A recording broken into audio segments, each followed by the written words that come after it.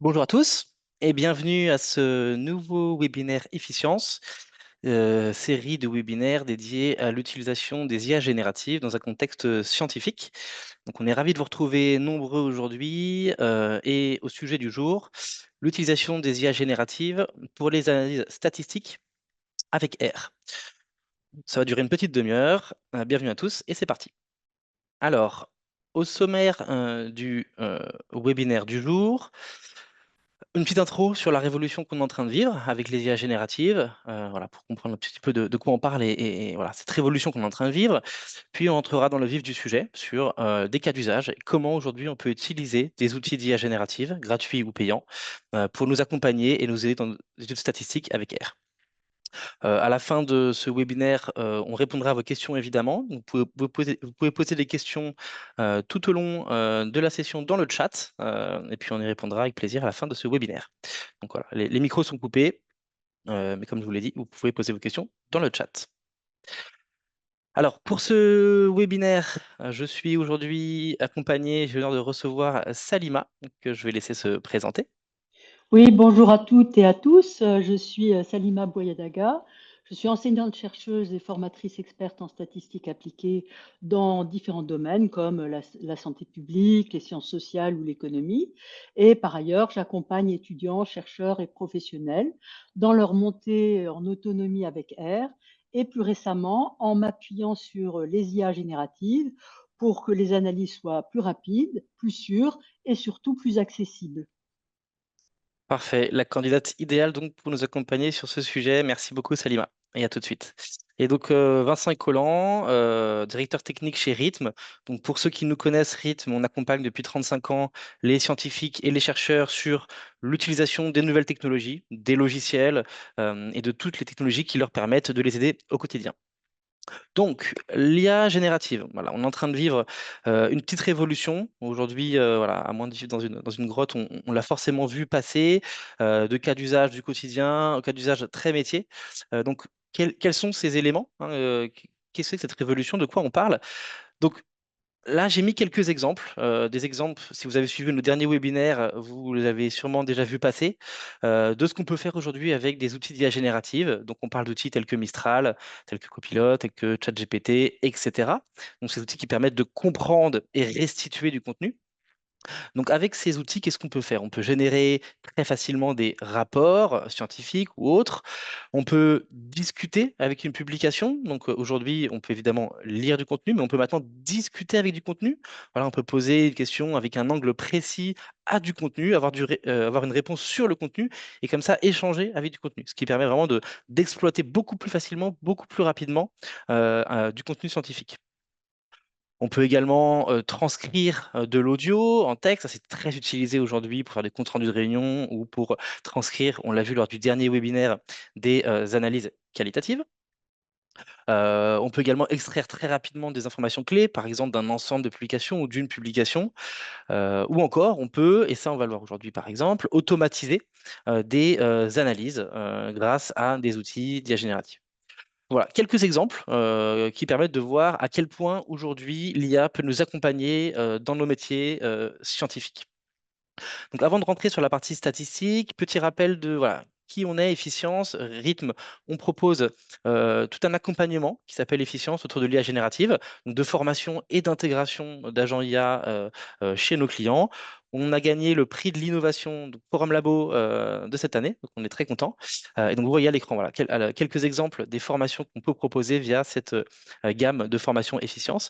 Et donc c'est dans le cadre de cette formation efficience qu'on organise ces webinaires et donc le webinaire du jour.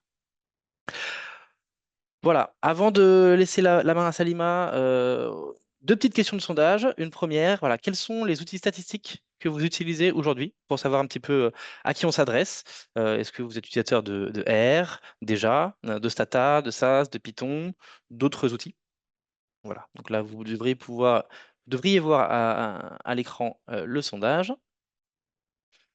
Donc, je laisse le temps d'y répondre.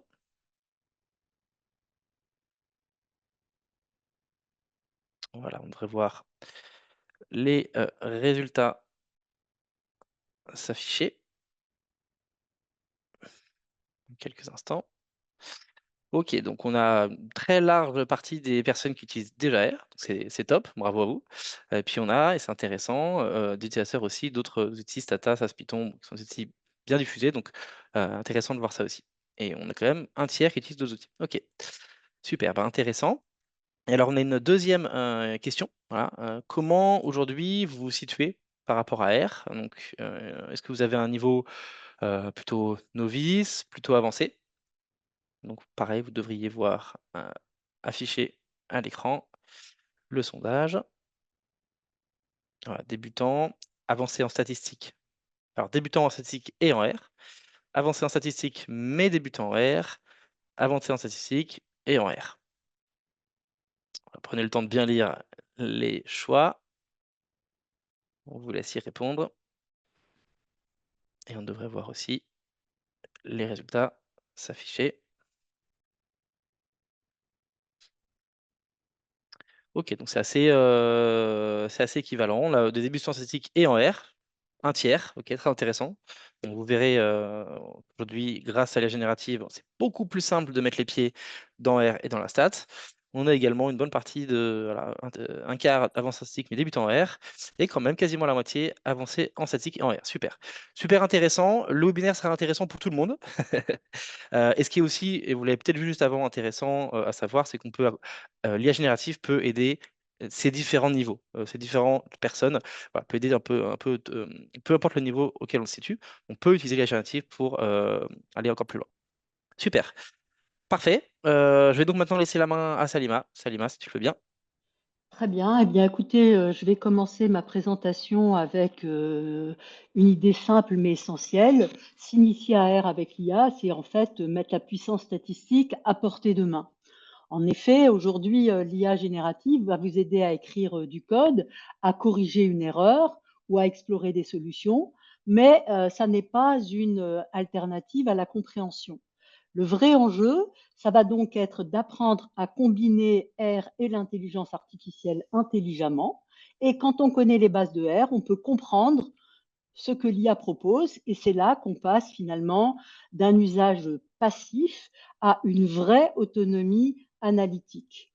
Euh, on pourrait se poser la question de pourquoi apprendre ou approfondir R avant d'utiliser l'IA générative. En fait, l'IA générative est puissante, mais sans les bases, on ne sait pas toujours valider ce qu'elle propose. On peut exécuter du code sans vraiment comprendre ce qu'on fait. Et du coup, connaître R, c'est quelque part pouvoir lire, adapter, corriger, et c'est garder le contrôle, même quand l'IA suggère une solution. Sinon, on va rester dépendant et parfois, on va appliquer des erreurs sans même s'en rendre compte et on va tourner en rond pendant un moment. Du coup, on pourrait dire que paradoxalement, c'est en apprenant R avant d'utiliser l'intelligence artificielle qu'on va finir par gagner du temps, parce que dans ce cas, l'IA devient un accélérateur et pas simplement une béquille. Du coup, on pourrait se demander finalement pourquoi, à l'inverse, l'IA permet d'enrichir l'apprentissage de R. Bien, tout simplement parce qu'elle va permettre de jouer un rôle dans l'apprentissage en vous guidant pas à pas. Elle va permettre de simplifier les premiers pas, importer un fichier, créer un graphique, explorer des données. Elle va permettre de renforcer des acquis. Elle va permettre de se sentir plus en sécurité lorsqu'on a un doute, plutôt que de se retrouver seul face à la fenêtre de code. Et bien évidemment, surtout, elle va être toujours disponible, sans jugement, sans blocage. C'est un peu une aide dans l'intimité du code. Et elle va donc vous accompagner dans la répétition, dans l'automatisation et dans l'expérimentation. Mais bien entendu, pour que cette aide soit efficace, il faut des bases solides et l'objectif n'est pas que l'IA fasse à votre place, mais qu'elle vous assiste, vous renforce et surtout vous rende autonome. Pour vous prouver cela, finalement, ce que je vais faire, c'est que je vais vous présenter quelques scénarios. Mais avant de commencer, je vais préciser que quand je vais vous montrer les exemples dans R, eh bien, je vais surtout avoir comme ambition d'illustrer ce qu'on peut faire avec R.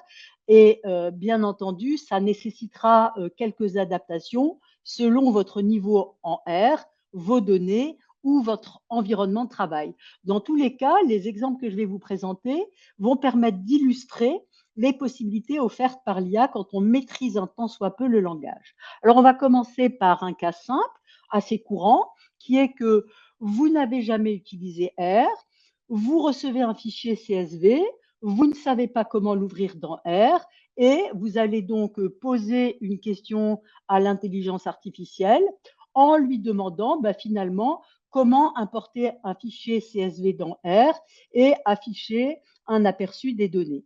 Alors, si je change de fenêtre ici et que je lui pose la question, eh bien, en fait, quand je vais poser la question comment importer un fichier et avoir un aperçu des données, voilà ce que va me proposer, par exemple, le ChatGPT.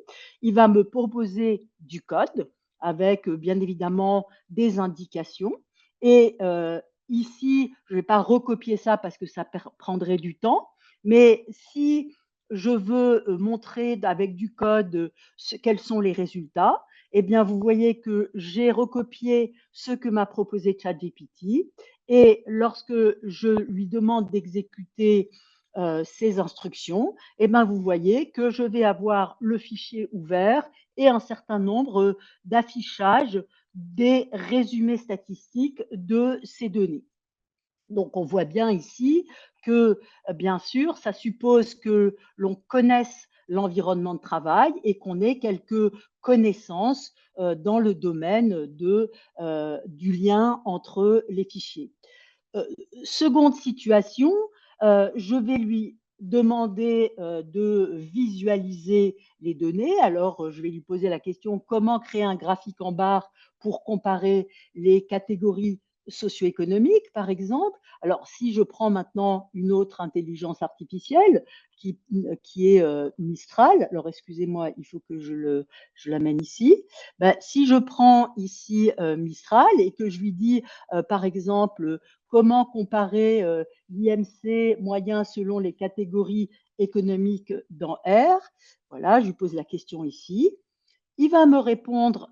Alors, il ne va pas me répondre parce que effectivement, je vais le voir ici. Je vais avoir un exemple de code. Alors, bien évidemment, là, il me crée des données artificielles, mais j'ai le code qui me permet de calculer l'IMC moyen et de visualiser les résultats, qui correspond exactement à ce que j'ai dans le code R qui permet d'illustrer. Vous voyez, l'IMC moyen, et puis un graphique qui va me permettre de faire ce que me dit de faire l'intelligence artificielle, ici Mistral AI, et vous voyez que je vais avoir le graphique qui va me donner l'IMC moyen suivant le revenu familial.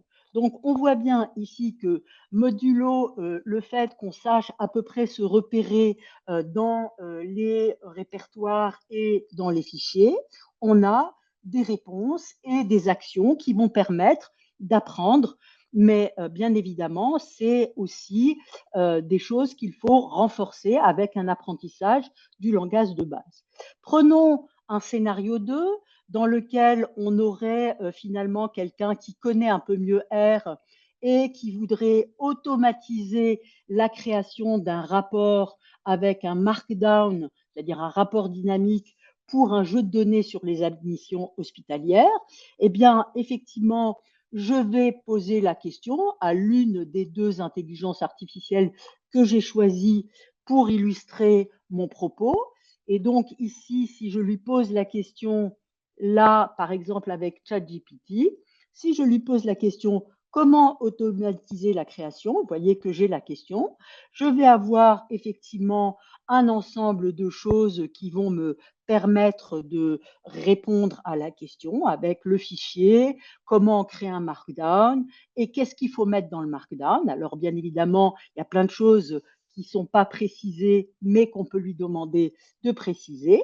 Et quand je copie tout ça dans un markdown, voilà, j'ai copié toutes les réponses que m'a donné ChatGPT. si j'exécute ce fichier, eh bien, je vais avoir mon Markdown qui va s'exécuter alors ça prend parfois un petit peu de temps, mais effectivement, il va me donner un résultat qui va être là, ça va être mon rapport automatisé avec les statistiques descriptives, l'admission par service, la durée de moyenne de séjour par service. Alors, j'ai pris des exemples de santé publique, mais bien évidemment, on peut prendre d'autres exemples. Enfin, si on prend un dernier scénario qui serait finalement, je veux, alors ça c'est l'automatisation, mais je veux par exemple ici voir et optimiser mon workflow avec des packages avancés. Donc là, je veux combiner plusieurs fichiers CSV sur les admissions hospitalières. Alors, même principe, hein, comment lire et combiner plusieurs fichiers CSV. Eh bien, je vais poser la question à une des deux intelligences artificielles. Ici, pour varier un petit peu, on va demander avec Mistral AI. Donc ici, vous voyez l'exemple. Alors, je reprends la question ici. Je vais lui mettre dans R parce que sinon, il va me proposer des choses dans Python. Et voilà, alors bien évidemment, il va me répondre. Il va me donner des indications pour pouvoir combiner les fichiers. Et bien évidemment, là, pour les vertus de l'exemple, j'ai créé plusieurs fichiers fictifs, d'ailleurs avec l'aide de l'intelligence artificielle pour mon exemple. Et vous voyez que ici, je vais avoir pour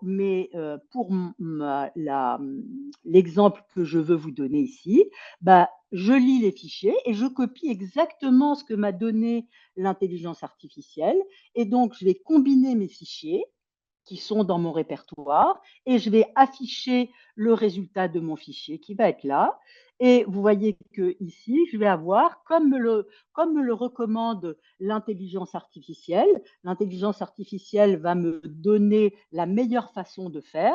Et bien, comme me recommande l'intelligence artificielle, je vais avoir les indications, mais je vais aussi avoir une indication du fichier source, puisque j'ai combiné plusieurs fichiers, et je vais pouvoir identifier ici quels sont les fichiers sources qui m'ont servi à construire ce fichier. Donc, vous voyez que c'est assez simple. Et on va donc, pour pouvoir être plus honnête et plus précis dans la manière de vous proposer cette formation, eh bien, on va prendre par exemple un premier scénario qui serait finalement quelqu'un qui débute en intelligence artificielle et en R.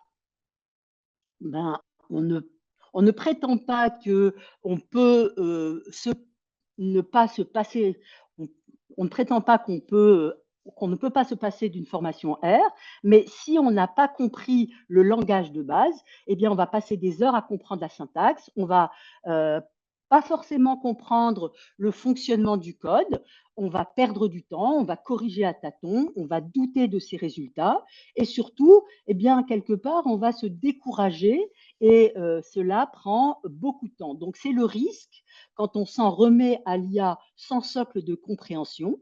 On avance, certes, mais on ne sait pas toujours vers où ni comment, et ça ne permet pas de capitaliser l'apprentissage. Deuxième façon d'envisager les choses, et qui va dans le sens du contenu de la formation qu'on propose, imaginons la même personne qui est accompagnée par une formation AR, mais qui n'est pas déconnectée de la manière d'utiliser l'intelligence artificielle.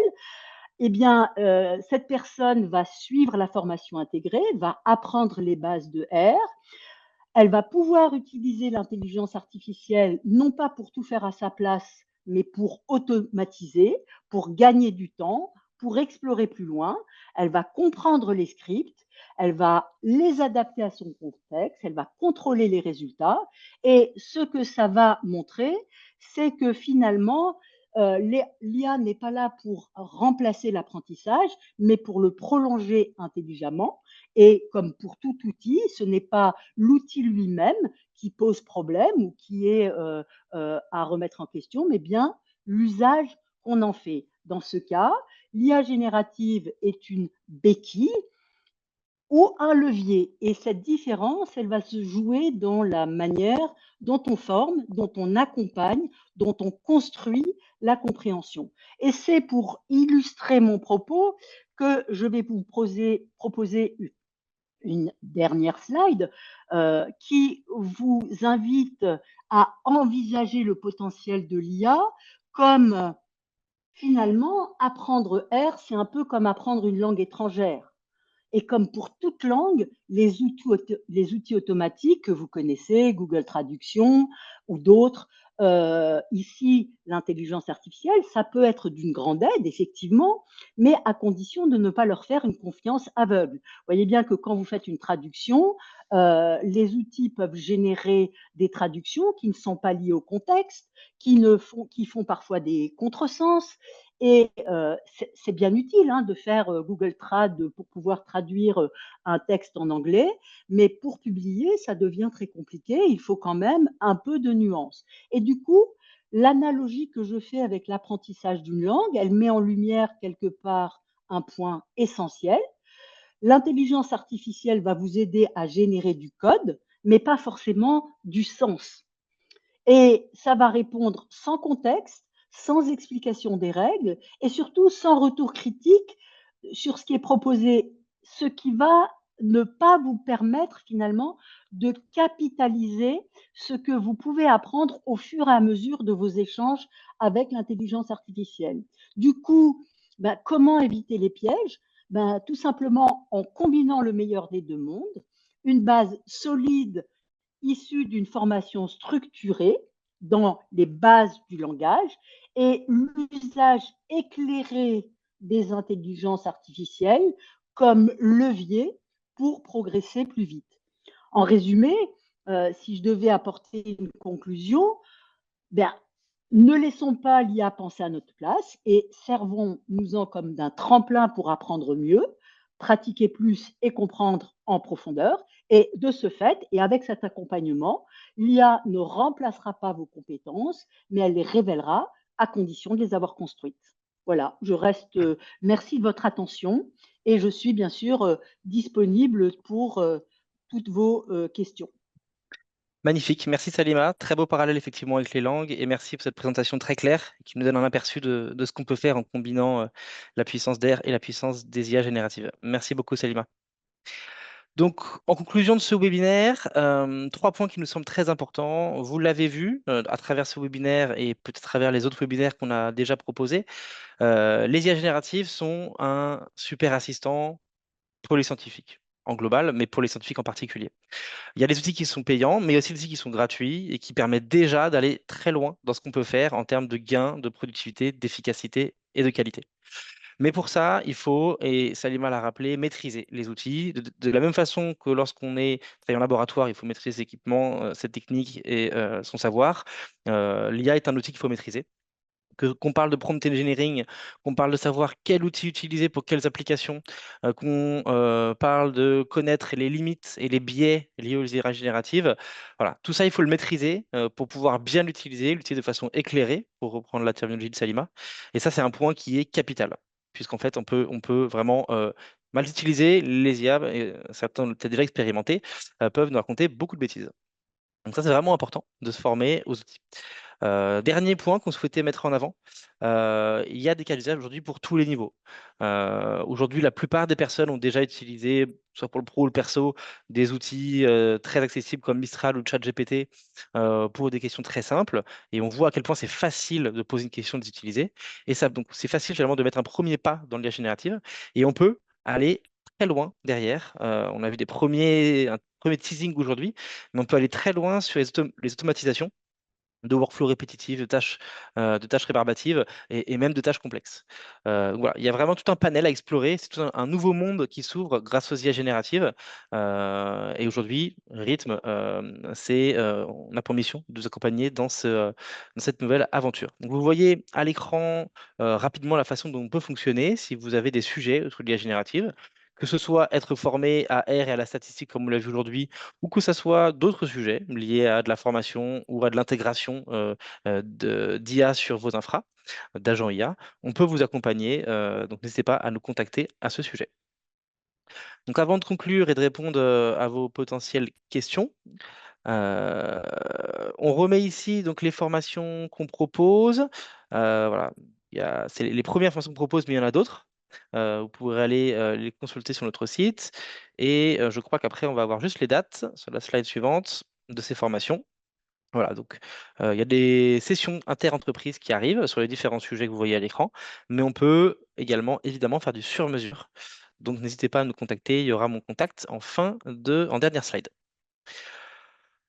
Voilà, un dernier sondage donc, qui devrait apparaître à l'écran. Est-ce qu'il y a aujourd'hui voilà, des formations, quelles formations vous intéressent sur ce sujet? Vous voyez en bas, je vous en parlais en début de formation, la stat avec R débutant, la stat avec R avancé. Donc il y a les programmes détaillés sur nos sites de ces deux formations. Mais voilà, on couvre les deux sujets, on reprend les personas qu'a montré Salima. Que vous soyez débutant ou avancé, on peut vous accompagner. Donc on vous laisse le temps là encore de répondre au sondage. C'est intéressant pour nous de voir un petit peu aussi quelle formation vous intéresse le plus. Voilà, donc on devrait voir les résultats s'afficher.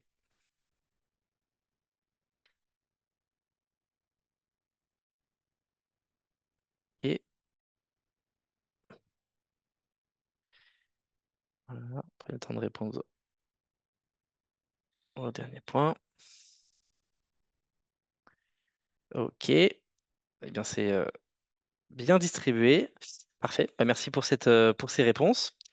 Euh, donc, le prochain webinaire de notre série de webinaires efficience est donc dédié à l'intégration de l'IA générative du concept à l'action. Ce sera le 19 juin.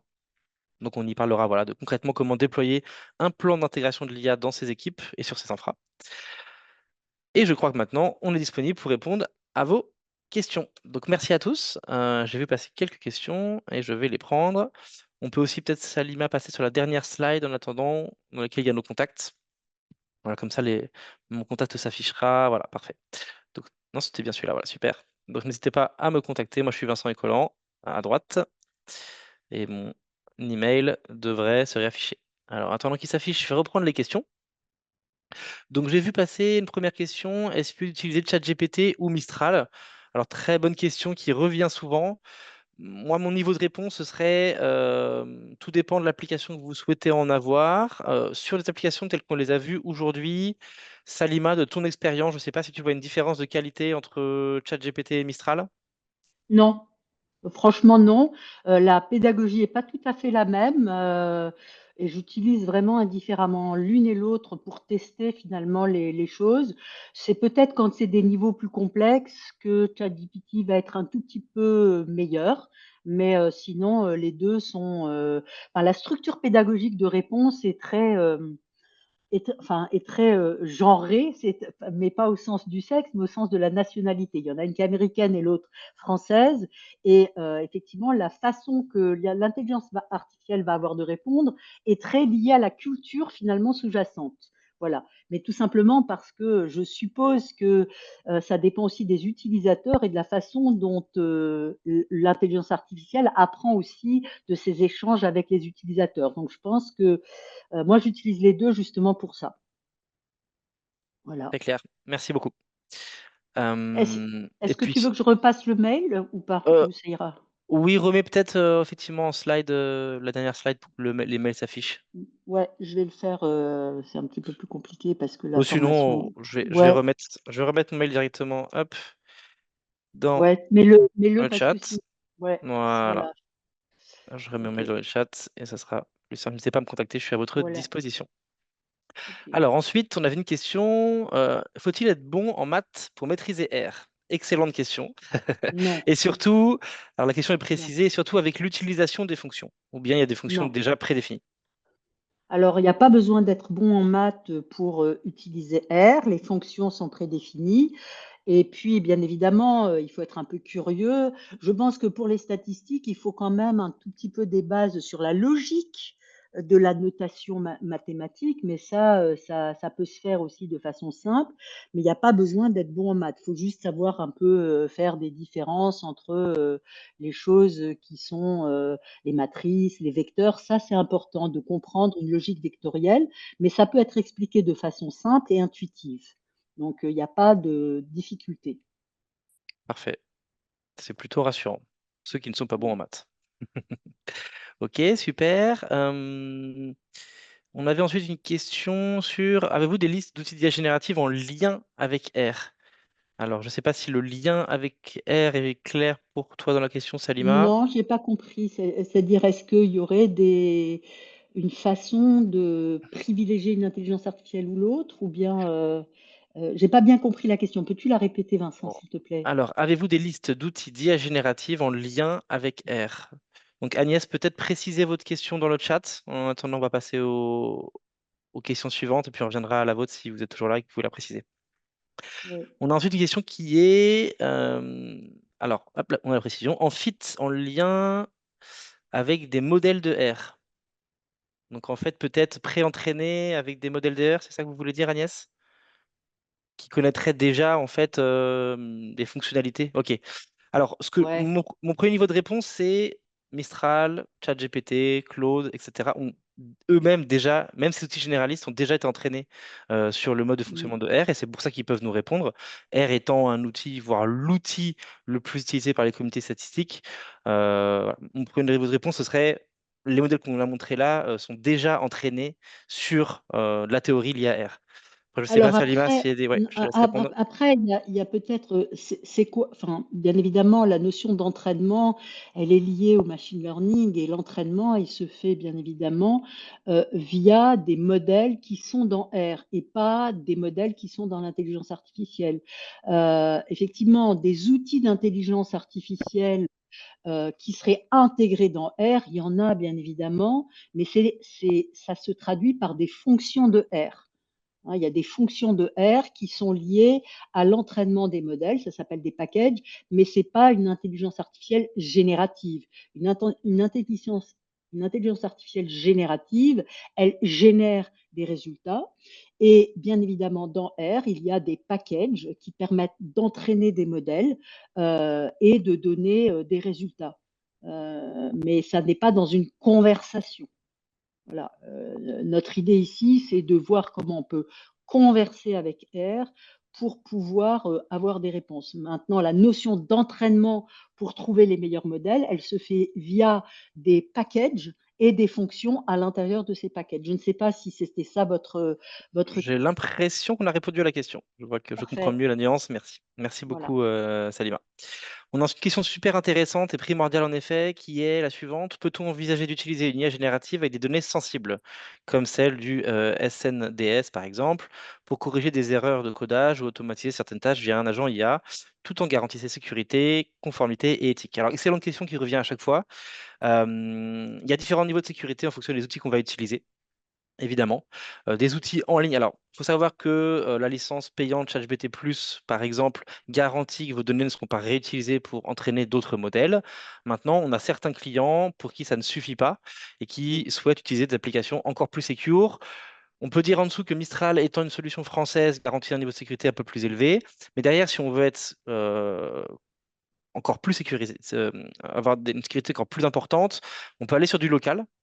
Il y a deux Mm. façons de faire, soit prendre les environnements Microsoft ultra sécurisés, c'est possible, soit carrément déployer sur des instances locales. Donc, local, ça veut dire soit des serveurs que vous avez en propre chez vous, voire même des ordinateurs. Il y a des nouveaux modèles qui sont assez compacts, qui peuvent être déployés sur votre poste, sur votre ordinateur. Il y a par exemple, donc on le citait dans des derniers webinaires, Jeanne.ai, je le mets dans Mm. hop, voilà, je le mets dans la conversation, qui est une application qu'on peut installer et depuis laquelle on peut charger des modèles, c'est gratuit, très compacts, qui vont nous Mm. permettre d'utiliser sur notre ordinateur une IA générative. À noter qu'aujourd'hui, ces modèles plus compacts sont forcément moins performants.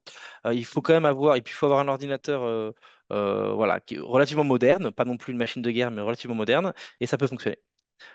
Alors, en complément, il y avait un élément de la question qui était pour corriger des données. Donc effectivement, la correction des données, par interpolation ou par, tout dépend ce que vous entendez par correction des données. Là encore, il existe, mais tout même, Amazon, hein, propose des modèles sur étagère, qui sont des modèles, de learning, et d'apprentissage. Mais, effectivement, c'est pas forcément, lié avec R. C'est-à-dire qu'il existe des fonctions qui permettent de lier ces intelligences avec R, mais on n'est pas vraiment sur ici, de l'automatisation au sens où on l'entend. Voilà, donc ici, ce serait utiliser l'intelligence artificielle pour modéliser et ça passe pas nécessairement par R, en fait. On est plutôt sur quelque chose qui est, des modèles de LM, de langage artificiel, directement accessibles. C'est-à-dire on attaque les modèles directement, via l'intelligence artificielle et pas par l'interface de R. Voilà ce Merci que je Salima. pourrais dire. Mm. Alors, ensuite, une question qui est la suivante. Quelles sont les IA à utiliser dans quel contexte? Par exemple, ChatGPT pour des infos de base, et de la rédaction de mails, Perplexity pour faire des recherches, Notebook LM sur un article. Alors, très bonne question, mais très large. Ça serait compliqué d'y Ouais. répondre en 10 secondes. Vous en avez ces Mmh. trois et trois cas d'usage. On va avoir les IA génératives très généralistes, comme ChatGPT, Mistral, Claude, etc. Mmh. Et ensuite, on va avoir des IA génératives un peu plus spécialisées. Perplexity pour la recherche, on peut être très forte en recherche, effectivement, sur le net. Maintenant, ChatGPT le fait aussi. Ça serait compliqué de répondre là, de faire tout le panel des IA génératives pour tous les cas d'usage. Ce qu'on peut dire, c'est que celles qu'on a citées sont assez généralistes et qu'ensuite, si on va aller sur du très spécifique, sur des applications métiers très concrètes, là, on va avoir des nouveaux outils. Bah, Mm. et je compléterai juste par le fait que oui, il y a plein de sujets d'application et que là, en fait, on contextualise l'utilisation d'une intelligence artificielle dans l'apprentissage d'un langage et dans l'apprentissage d'analyse statistique. Parce que bien évidemment, le scope d'utilisation de l'intelligence artificielle, ça a des posts Instagram, des posts LinkedIn, de la traduction d'articles, on peut tout faire, hein, mais là, c'est vraiment l'utiliser pour améliorer la programmation pour des analyses statistiques avec R. Donc, on est sur un champ qui est assez à la fois précis et très large quand même. Merci pour ce complément. Il y avait un deuxième point de la question très important. Et peut-on aussi parler de l'impact environnemental de ces approches? Donc, point très important qui revient également dans nos formations. Effectivement, comme toute technologie, il y a un coût environnemental. Donc, les génératives, c'est à utiliser avec parcimonie. Donc, il y a des ordres de grandeur hein, qu'on a en tête qui sont une requête ChatGPT, c'est 10 fois plus qu'une requête Google. On reste dans des ordres de grandeur relativement similaires. Donc, tout comme on ne va pas utiliser Google, tout comme on ne va pas prendre sa voiture pour rien, on va utiliser une générative. On ne va pas utiliser une générative pour rien. Donc, ça, c'est effectivement à prendre en compte, à avoir en tête. Voilà. Maintenant, toute proportion gardée. J'avais par exemple entendu que acheter un jean, on va être sur 10 000 fois plus coûteux qu'une requête ChatGPT. Voilà. De la même façon, il ne faut pas acheter les jeans tous les 2 mois. Donc voilà, Mais je pense que c'est une philosophie globale, la sobriété, elle s'applique aussi aux IA génératives. bah, c'est pour ça qu'il vaut mieux être à l'aise avec le langage, comme ça on fait moins de requêtes. Bonne réponse. Mais sujet effectivement important Oui, sujet et important, bien sûr. à traiter. Peut-on utiliser une autre IA pour vérifier la première? Alors tout à fait, c'est une utilisation qui se fait beaucoup. Aller challenger une réponse d'une IA par une autre. Donc c'est une très bonne façon de faire. On peut d'ailleurs aussi challenger une réponse d'une IA par la même IA, hein. On peut demander à une IA de vérifier ce qu'elle vient de nous répondre. Ça fonctionne aussi très bien. Et donc que Et pensez-vous de...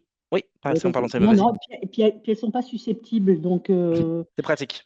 c'est très pratique quand on lui dit, mais en fait, quelle est la meilleure intelligence artificielle pour tel sujet? Il peut très bien, enfin, l'intelligence artificielle peut très bien répondre que c'est une autre intelligence artificielle. C'est pas du tout susceptible. Hmm. Ça a pas d'émotion. Pas encore? Oui, Je blague évidemment. oui, bien Euh, sûr. que pensez-vous de Claude? C'est une très bonne IA. Claude, elle est dans le top, régulièrement dans le top 3 des études qui Ouais. sont menées. Je sais qu'elle est très utilisée pour la rédaction, pour la programmation. Mmh. Je sais pas, Salima, si toi, tu as Tu as Bah, des en fait, expériences à partager? j'utilise de temps en temps, j'ai pas après, c'est vrai que quand c'est un peu comme quand on utilise un outil, l'avantage, c'est qu'il faut être flexible et pas savoir passer d'un outil à l'autre, être capable d'appréhender les réponses qui n'ont pas du tout le même format, même si elles ont le même contenu. C'est un peu comme quand on passe d'un Mac à un PC. Il faut être souple, en fait, et flexible. Donc, elles sont toutes équivalentes. Voilà. Et pour une utilisation, si je dis pas de bêtises, corrige-moi si je me trompe, mais pour une utilisation telle qu'on l'a vue aujourd'hui, je pense que ce soit Claude, Mistral ou Oui, ChatGPT, les trois font l'affaire. tout à fait. Ouais. On a ensuite une question sur les formations, sont-elles en présentiel ou distanciel? Les deux. On peut le faire à votre discrétion, du présentiel ou du distanciel. Ça peut même être dans nos locaux qu'on a à Paris. Pour les inters, c'est en distanciel. Pour les inter, merci de le préciser. Effectivement. Pour les inter-entreprises, donc pour plusieurs organismes différents à la même formation, là, c'est forcément en distanciel. Tout à fait. Et donc, on avait une remarque de Gaëtan qui était pour les usages complexes. J'ai l'impression que Claude comprend mieux et donne de meilleures réponses.